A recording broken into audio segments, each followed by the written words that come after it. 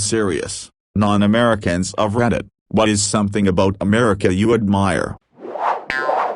Attention! Serious, tag notice, jokes, puns, and off-topic comments are not permitted in any comment, parent or child. Parent comments that aren't from the target group will be removed, along with their child replies. Report comments that violate these rules. Posts that have few relevant answers within the first hour, and posts that are not appropriate for the serious tag will be removed. Consider doing an AMA request instead. Thanks for your cooperation and enjoy the discussion. I am a bot, and this action was performed automatically. Please contact the moderators of this subreddit if you have any questions or concerns. For any nature lovers out there that get a chance to visit the US, I recommend taking a look at Idaho, which I think is a bit of an overlooked gem. The Sawtooth Range is breathtaking. The Salmon River has world-class rapids. The Snake has incredible fishing. The Frank Church Wilderness is huge. If you like mountain lakes, you can go up north for Coeur d'Alene or Pend-Oreille. And if you like science, there is Craters of the Moon as well as Arco, the first nuclear-powered town in the world. The scale and grandeur. I'm used to nature being small, but everything in America is bigger. Bigger storms, bigger mountains, bigger horizons. Even the sky seems more. People in America are casually dealing with everything from alligators to bears, pitching tents on the sides of cliffs and walking their dogs through literal wilderness. I genuinely feel like a hobbit watching Aragorn saunter through Middle-earth like it's nothing, while I've never been beyond the end of Farmer Maggot's farm before. I love it. That was the idea. Originally, the founders of the U.S. didn't see themselves as American. They saw themselves as Virginian or Georgian or whatever state they were from. The country was more akin to an economic and military alliance, which is why the first government used the Articles of Confederation. The Constitution didn't come until later, and it provided a much stronger federal government. When you get the chance, and if you have time, get on the I-40 in North Carolina and drive it all the way to California with little side trips. It's like that scene in Cars where Lightning McQueen is being towed. You have that green vegetation tunnel in the east that opens up to plains, then the desert, even some pine forest in northern Arizona. Radiator Springs is basically the Arizona, New Mexico border area a little north of the 40. It really put into perspective just how diverse a place the U.S. is, and even though I've literally moved from one side of the country to the other a couple times, it was one of my more memorable trips. It's generally fairly simple to get entry-level positions. Anytime I've applied for something towards the edge of what I'm qualified for, I'm competing against hundreds of people for the same position. This is going to vary between fields, of course, but the big joke is that there's so many people with master's degrees that struggle to find work in their field, or anywhere for a decent wage. Americans always know how to get a conversation going. Hey, where are you from? And then they are genuinely interested in hearing the answer, even if perhaps they've never heard of that place. They are great at small talk, and friendly. Doesn't matter if it is fake sometimes. For example, the waitress. It is still a skill to be that friendly and welcoming. In my opinion, they make people feel like $1,000,000.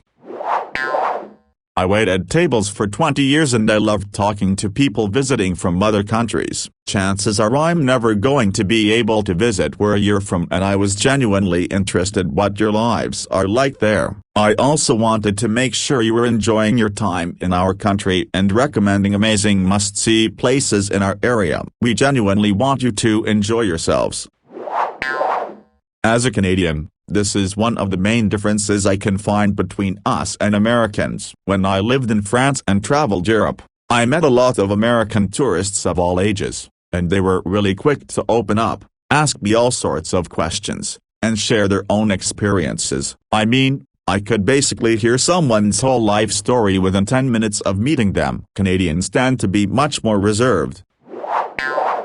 That a lot of Americans are pretty chill, open, and kind people. You wanna just talk about nothing? You can do that. You have mental health issues? People aren't gonna judge. There's a problem going on and you wanna talk about it? You can do that. In my family's culture, you must always keep to yourself if something's bothering you. Always tell white lies. Put up this facade of your life being rainbows and unicorns, and mental illness/disability/neurodivergence is frowned upon and shows you're weak. It's so suffocating.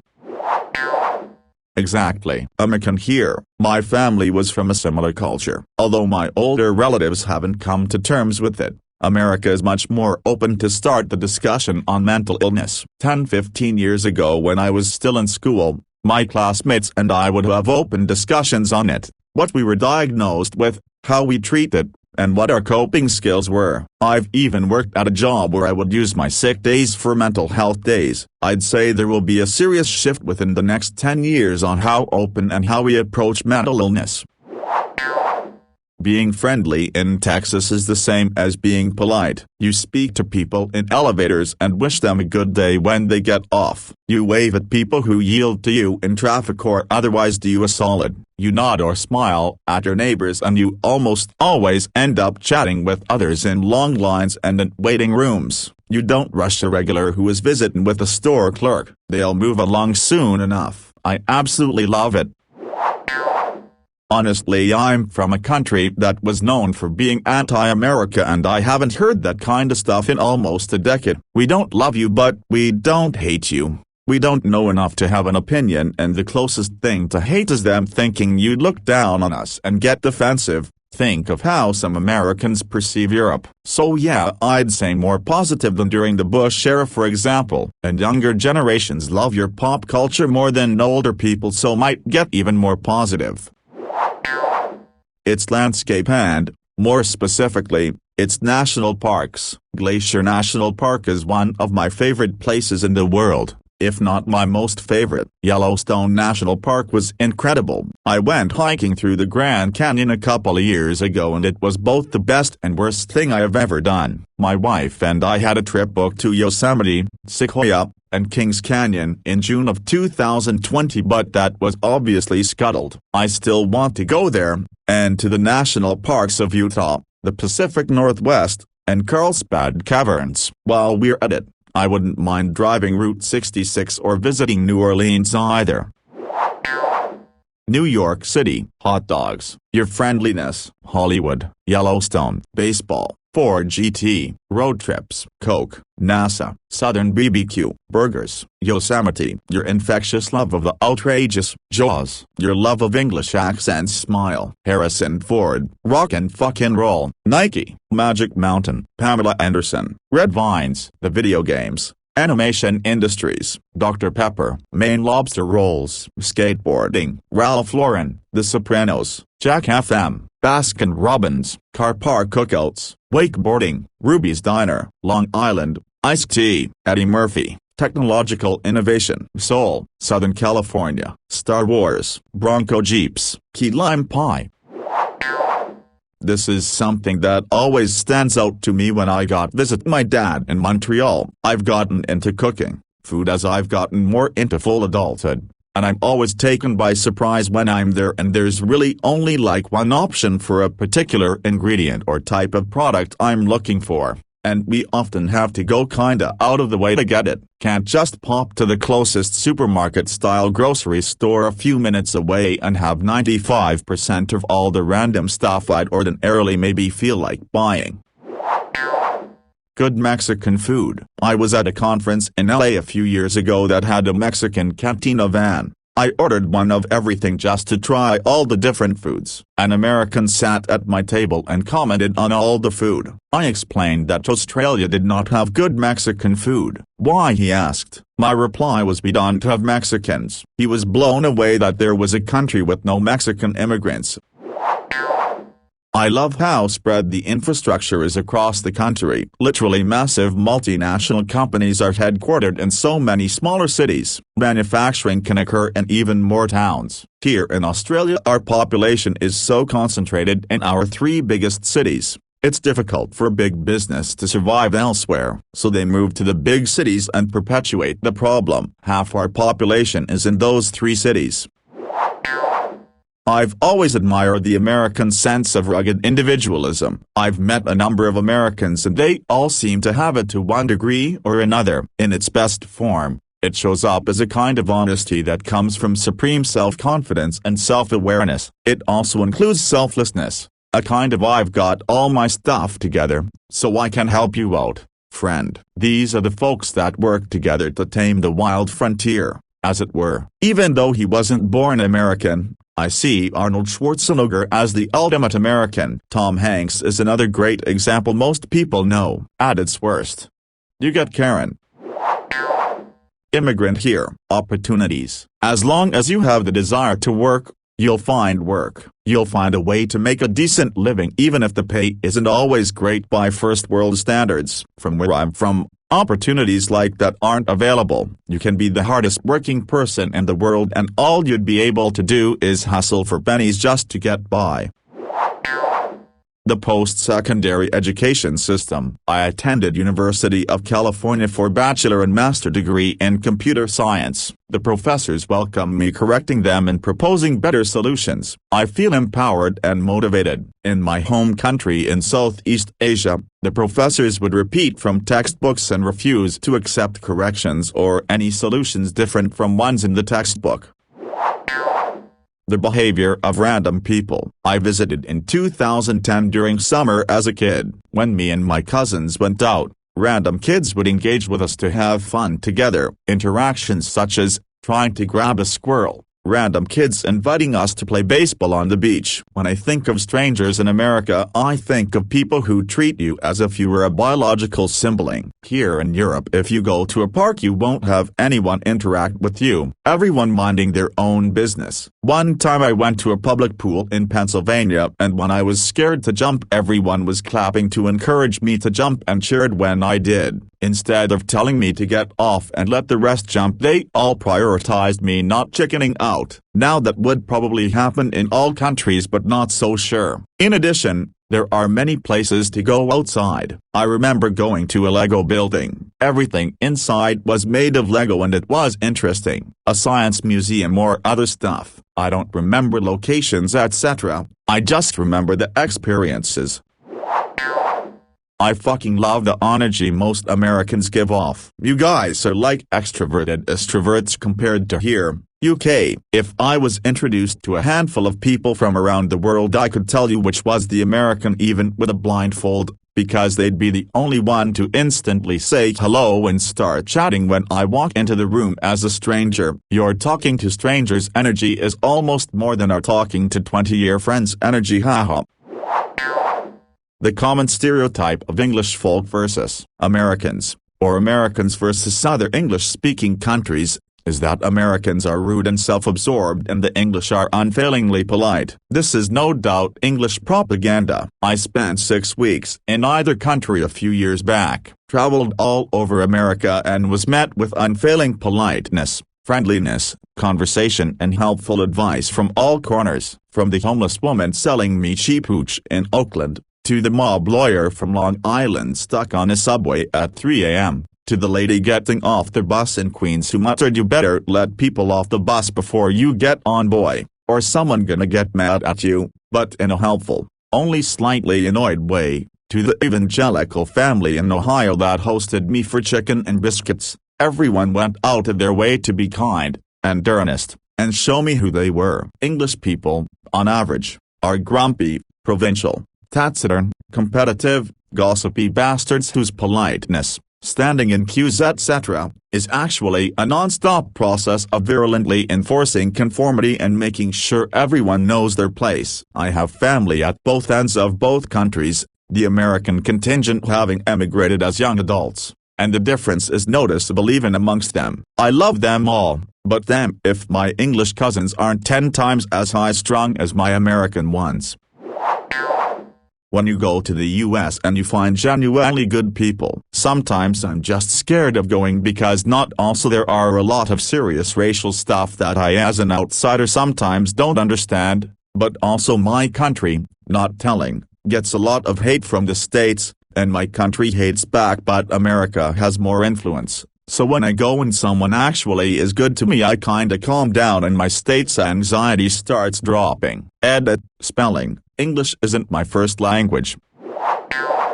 as opposed as I've been to most of the American military's involvement in the conflicts of the past 20-ish years. As a Canadian, I have to acknowledge that being your neighbor has made Canada significantly safer. We don't need to spend as much on defense because America, our closest ally, outspends everyone else 20-fold. Edit, for as much shit as America gets, some of it deservedly so, I'd still gladly take you guys as the global superpower over China, or God forbid Russia, in a heartbeat. I criticize American foreign policy a lot because I hold you to a high standard and know you can do better. But deep down I know you got our backs, so I salute and admire that. Canada, certainly a sibling. Siblings in the way that our faces look extremely similar. Our voices and tone are close but not exact, different temperaments, but the same manner of expression broadly speaking, and roughly the same lifestyle. A lot of the USA's culture, comedy, comes from Canada. Unlike siblings, though, we can marry each other legally. You're absolutely right. There were so many Aussie servicemen in Europe, Turkey during we that the US forces had to step in and prevent Australia from being invaded because there just wasn't enough local manpower there, and it was a base for a lot of operations such as freeing the Philippines from Japan. Anzac Day is a thing for a reason. The UK basically used the Aussie and New Zealand forces as cannon fodder to protect their own, which is obviously horrifying but in some ways coldly rational considering the shit they went through before the US got involved. Shout out to the Australian and New Zealanders involved in the battles of Gallipoli and Greece. I find this whole concept fascinating. We get mocked a lot for how much we spend on the military, yet in some ways that spending is what allows other countries to have the national funds for things like healthcare and infrastructure they take for granted. Even though we are the baby of the family, I often feel like we are the older sibling who goes without new shoes and pretends not to care so everyone else can have something new for the first day of school. I don't think even the most pro-military people would pretend we aren't spending an insane amount of our budget on national defense, but on the flip side, I do think that those crazy-level pro-military people get some undeserved hate because they honest to goodness do believe we are the gatekeepers of safety for the world. That's where their pro-military energy stems from. I'm so glad to see someone being able to see this perspective. My father is career military, 25 years of service. So many people don't understand that the primary reason we spend so much on defense is that the majority of the free world depends on our resources and budget in international conflict, and it's been that way for the better part of 100 years. It's not unguarded, sort of, but it is the longest unfortified border in the world. A lot of it is in the wilderness, and the international border is literally a wide path cut through the forest along the 49th parallel. I've only crossed at official border stations, Minnesota, Manitoba and Michigan, Ontario, New York, but I imagine it's not at all difficult to accidentally cross if you don't know about the slash. The sheer size and diverse climate, swamps, mountains, and deserts all in the same country. The French Quarter of New Orleans. Never been there in person, sadly, only seen films and photos, but that architecture is gorgeous. You made Breaking Bad, the only TV show ever that had me gripped from beginning to end. You made Fruit Loops and Apple Jacks, the two most delicious breakfast cereals I've ever tasted. Hopefully Brexit means shops over here can stock them once COVID dies down more. Steve Jobs was one of yours and he invented the iPhone, which I will never not be grateful for.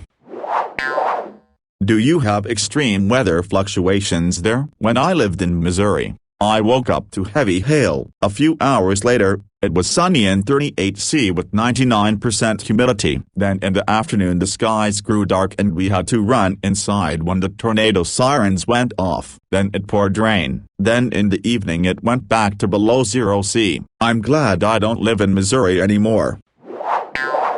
Something Americans are definitely not known for: the food. Yeah, the US eats a ton of garbage, but there are also certain regional foods that are just amazing. Tex-Mex in the South, Southern soul food, Maine lobster, shrimp rolls, fried clams and clam strips, grouper sandwiches. Hell, I would drive to Virginia Beach just for the soft-shell crab. A lot of non-Americans think all you eat are hot dogs and Twinkies, but some of the best food I've had has been in the US, and most of it was regional dishes you can't get anywhere else.